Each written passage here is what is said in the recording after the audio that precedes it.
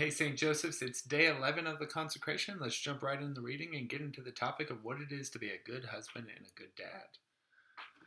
So, day 11 is called Spouse of the Mother of God, Pray for Us. And it opens with a quote from Blessed Gabriel Allegra. How hard he, St. Joseph, must have prayed to come to know and ever increase in love towards his immaculate wife. There has never been a man more in love with a woman than St. Joseph was in love with Mary. What dignity and holiness were required of St. Joseph to be the husband of Mary? In her feminine heart, Mary knew that she was secure in the manhood of St. Joseph. He was her knight and warrior. Every wife desires such a husband, a gentleman, a protector, and a good father. Women deserve men who are strong and protective, yet gentle, loving, and trustworthy. Every woman wants to find security in the arms of a man who is willing to lay down his life for her. The church and the world need men like St. Joseph. He is the model husband. Then here's a quote from Pope Benedict XVI. St. Joseph was the spouse of Mary. In the same way, each father sees himself entrusted with the mystery of womanhood through his own wife. Dear fathers, like St. Joseph, respect and love your spouse, and by your love and your wise presence, lead your children to God. That was Pope Benedict XVI. Every Catholic heart wants shepherds like St. Joseph as well, priests and bishops, spiritual fathers who are gentlemen, chivalrous, warriors, protectors, and defenders.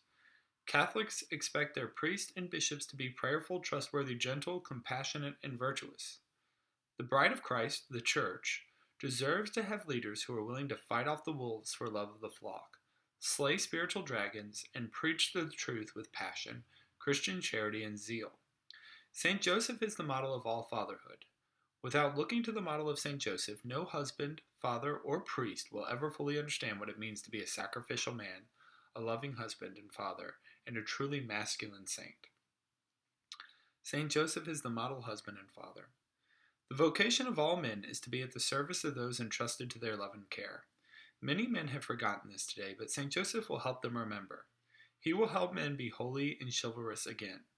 All men discover in St. Joseph a model of strength, fidelity, heroism, and virtue. If men, husbands, fathers, priests, and bishops, follow the example of St. Joseph, families will be loving and secure, husbands will be holy, priests will be dragon slayers, and bishops will again be shepherds of souls and pillars of truth.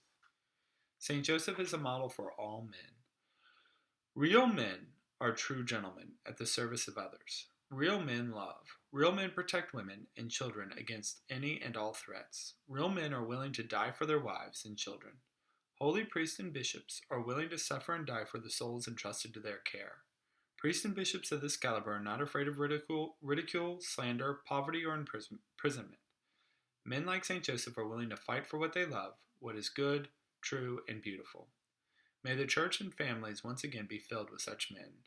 Then it closes with a quote from Pope Leo XIII. To you, O blessed Joseph, we come in our trials, and having asked the help of your most holy spouse, we confidently ask your patronage also. Blessed be St. Joseph, her most chaste spouse. And then it says to read the section called Young Husband of Mary, which is in the readings, and then, or the second part of the readings, and then pray the litany of St. Joseph. So there's a lot there. Let me get a sip of coffee. It's been a long day. There's a lot there, and, I don't know where to kind of start with what's been on my mind with this reading.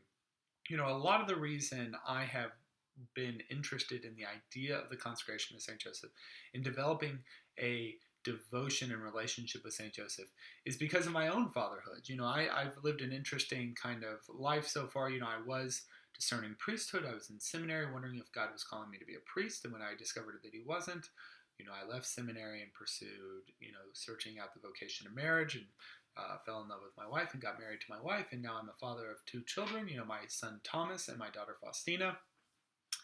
And, it's interesting for me because St. Joseph has become much more appealing and kind of moving into my life more and more as I try to wonder, what is it to be a good dad and what is it to be a good husband? St. Joseph, while he might have had an easy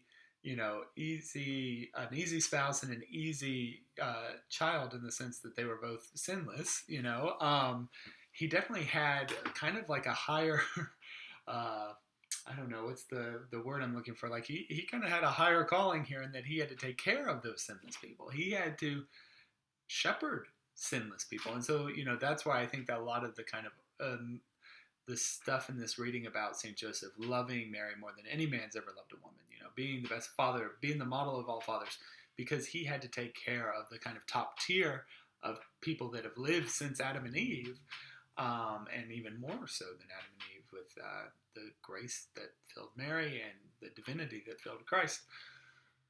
That it seems like St. Joseph was quite spectacular as a husband and as a spouse. And I have to say, it's interesting. There's so much beauty in marriage. There's so much beauty in parenthood. I'm a big fan of St. John Paul II's theology of the body.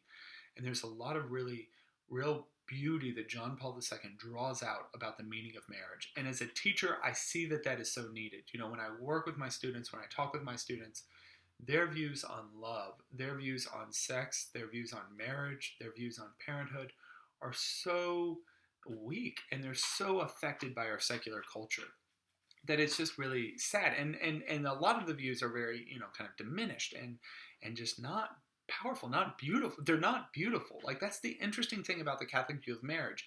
Say what you want about Catholic teachings on contraception. Say what you want about Catholic teachings on, sex and fidelity and all these things. But the truth is, it would be hard when really examining it to say that the Catholic view of marriage is not beautiful. And I think we need to work on, as a church, showing that beauty to the world. But there's no doubt I've learned this kind of fresh into marriage. I've only been married for 4 years now. 4 years coming in at the end of April. And I have 2 kids. My oldest son is 2. But learning that while there is so much beauty in marriage, it's very, very hard, right? It's hard to be selfless. It's hard to say no to yourself. It's hard to say yes to your spouse, right? In the everyday little things. It's easy to say yes in some big ways. Like, oh, of course I would do this or die for my spouse or do whatever. I mean, not that those are little things, and they're heroic, and who knows if we could actually live up to them in the moment. But it's hard to just cut the TV off to pay attention to my wife. It's hard to, not think about what I'm going to say in one of these videos and, dig in the dirt with my son, or just hold my daughter as she spits up all over the place at 3 a.m. That is hard. And so I think St. Joseph can be a perfect and inspirational and also grace-giving model for how to be a present husband, be a present father. Also, for those who feel like they're not getting that love from their spouse, right? Or who don't have a Joseph model in their life, whether it be like the chapter talk about priests, bishops, husbands, wives, parents. St. Joseph can be that model in helping, he was the foster father of God. He can be the foster father of us, right? He could be the foster spouse. I don't know. That just came out. I have to think about that line, because that might be some kind of heresy. But he can definitely help with the channels of grace that he can channel from Christ to us in those difficult things. And so I think St. Joseph becomes a model, one, in helping us trust in the beauty of marriage, trust in the beauty of parenthood.